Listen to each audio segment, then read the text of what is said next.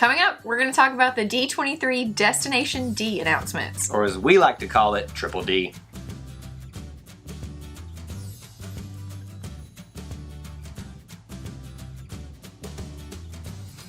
Hey everybody, welcome back to Eye to Eye Disney Through Our Eyes. I'm Kyle. And I'm Jessica. And for this edition, we're going to be talking about the recent event for D23 Destination D in Orlando, Florida. That is a lot of D's. That's a lot of things. It's a very long name for such a small event compared to most D23 things. Agreed. I think they could have changed the name, but just a little bit, you know. Now, technically, this was D23 Destination D celebrating Mickey's 90 or something. Nope. That's just like way too long. Way too many letters in there. Too many things to say. Honestly, Jessica, have you ever heard about this event before today? Before you? No. So you just thought D23 was the event every 2 years in Anaheim. Correct. And that is what it is, honestly. That's mainly the thing that they do. But every so often, and usually in the off years, they like to have smaller events for the D23 fan club where they... Too much. Well, I mean, you say it's too much, but think about how many things they have to announce these days. Can I ask a really dumb question? Yes. Everybody, hold on to your seats here. Why is it called D23? Actually, I don't know that one. And I should know that. Actually, I know the answer, but I cannot remember 23 that. obviously symbolizes something, right? It does. What does it has something? Is that the year that Steamboat Willie came out? Is it? No, it couldn't be, because Mickey turned 90 in 2018. Somebody do math real quick. Okay. That would make it 95, so no. No, wait. No, that is right, I think. No. No. You're right. It has something to do with, obviously, Walt Disney. But there's your first question for them. Make sure you write down there in the comments section what D23 stands for, because I do know it. I just cannot remember at the moment. She put me on the spot, so I blame her. Blame her. Anyway, back to the topic at hand. Smaller event in between the D23 2-year period where they kind of come back together. It's almost like, I won't call it like a semi-annual meeting where they just do smaller announcements or clarifications of the bigger announcements. So you remember last year at D23 wouldn't it be like an annual announcement? Because they have really big announcements at D23 and then, I thought these were pretty big announcements. They are, but if you notice, we already knew about Runaway Railway. We already knew about stuff coming to Epcot, but we didn't have, I'm calling it the clarification conference because it's that's pretty much what it is. I like it. I don't really think there's maybe 1 or 2 things new here that we're going to talk about. Well, let's get to it. Yeah, so these are the major announcements for this event that we're going to talk about. We didn't include all of them, so if we missed one of your favorite things, then we're sorry. We're mainly keeping Tell us below what your favorite thing was. Definitely. We're going to talk about the major things and mainly pertaining to Walt Disney World. Okay. So we'll start with one of your favorite parks. Is it your favorite park? I don't know what park you're talking about. Hollywood Studios? One of my favorites, yes. One of my 4 favorites. All right, so for Hollywood Studios, we had a couple of major announcements.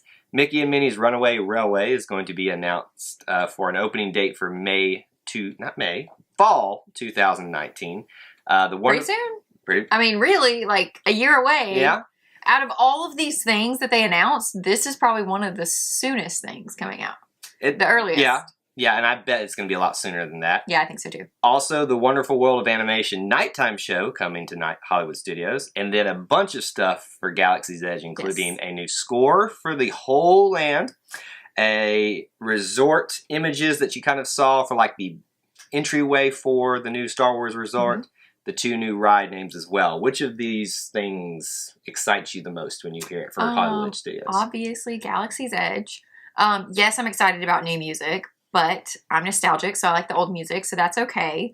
Wait, I'm the nostalgic one. When it comes to Star Wars, I feel like I'm nostalgic too. Pictures, cool, but the new name of the ride.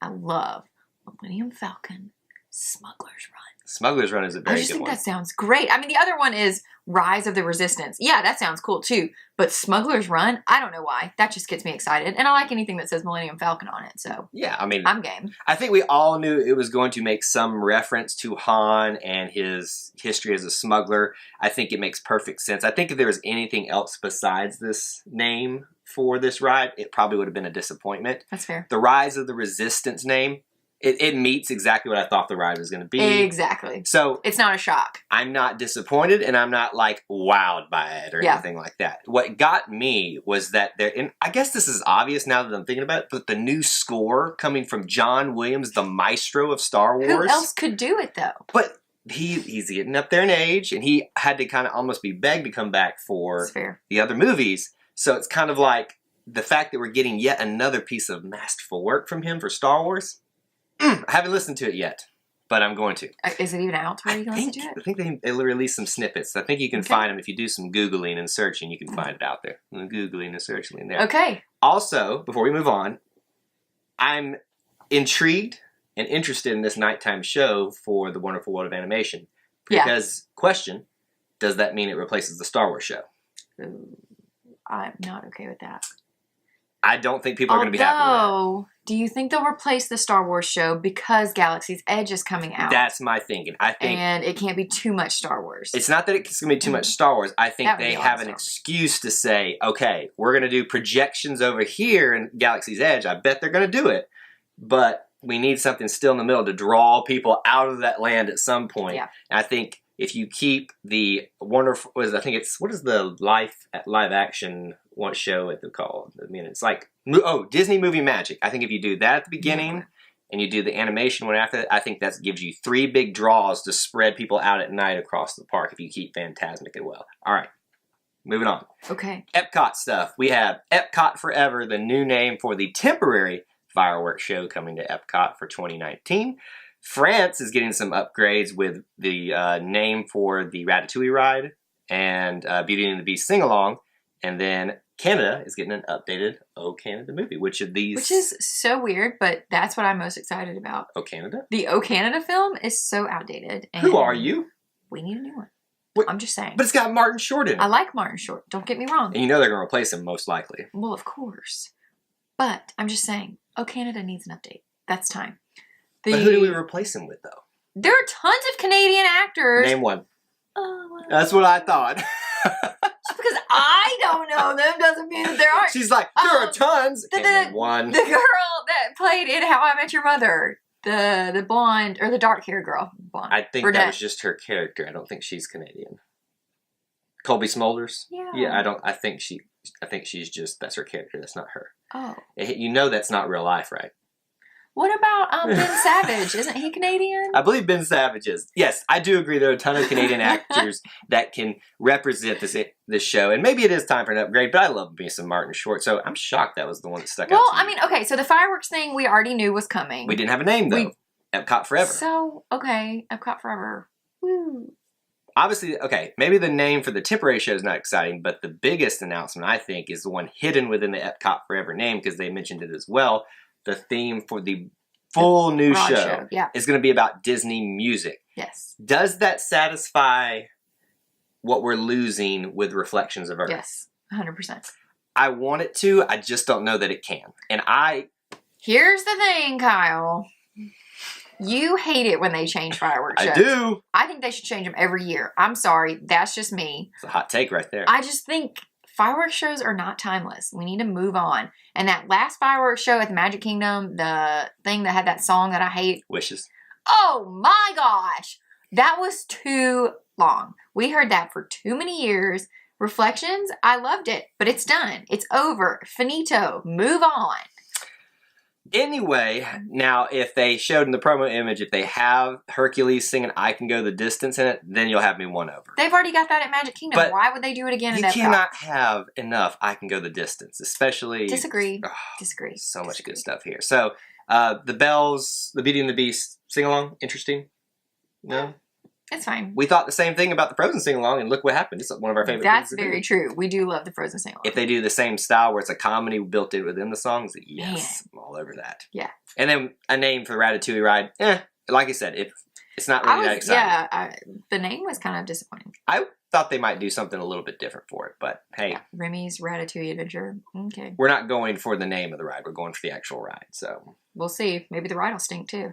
Jeez. All right, stuff outside of the parks, mainly resort stuff for Walt Disney World. Reflections, a Disney Lakeside lodge, and then gondolas opening for fall 2019. Those are the two major announcements. Which of those do you get excited about the most? I'm going to pick the gondolas, obviously. I knew you would. She's a creature of habit. How is that habitual? Habitual. I don't, just because I know you. Okay, well, they don't. So, however, as Kyle pointed out with gondolas, you can't see out them. There's like no windows. The doors have windows. Well, but is it really a window if it's on a door, or is that just the door? The door window. Anywho, but I think they look really cute. They do. With all of the characters on the side and the paintings, and I'm excited about the gondolas. It looks better in person than it does like on the image. Like I like the drawing. Like when you saw the images of when have you seen it in person? I'm okay, excuse me, not in person. When you saw an actual gondola with the drawings, the art on it, as opposed to art of the art. Does that make sense? 10-4. I got you. Got the concept art doesn't do justice to how good it looks in actual photos. So I love that part about it. I love finally getting an announcement for when they're going to arrive. Mm-hmm. Ironically, all this stuff is pretty much arriving in fall 2019. I know. We have to wait so long for everything. So long. Oh, well. I'll just go ahead and pick the other one. Reflections, a Disney Lakeside Lodge, which is going to be between Fort Wilderness and the Wilderness Lodge. It's going to be on the site of the old river country. Still no announcement if they're going to incorporate that into it. I'm just... Yeah, that's how I feel too. It's okay. I want to like it. I really do. I just feel like it's overkill at this point. And First of all, the name is... Reflections, and here's the big thing. You brought up a point before we started filming. Reflections after Reflections of Earth goes away. Right. Like it's a little too soon, Disney. A little too soon. Hit us right in the feels. If we had them. There are a bunch of other announcements we didn't hit. Some stuff for Magic Kingdom, Disneyland, stuff like that, all usually revolving around Mickey and Minnie, but we're not going to get into those right now just because of time and just because they're not super major announcements. But what we want to know from everybody out there is which of these big things that we talked about is your favorite for the D23 Destination D announcements from Hollywood Studios, such a long name, Epcot, the resorts, and anything else that we may have not mentioned. If you're more excited about one of those things, please share with us in the comments section below about those as well. What else should they do? If you haven't already, please be sure to like and subscribe to our channel, and you can check us out on Facebook and Twitter. And that's all we have for you in this edition of Eye to Eye, but until we assemble again, may the Force be with you. And we'll see you real soon. Bye. No, things are breaking. Ruining. I didn't ruin that, it just rolled off the thing there. Just happens. I feel like we have our cats too much in this thing. They're getting tired of seeing the cats. You know, you're itching out. Everybody get their itching out. Lucy makes me itch. Do you have fleas? Yes.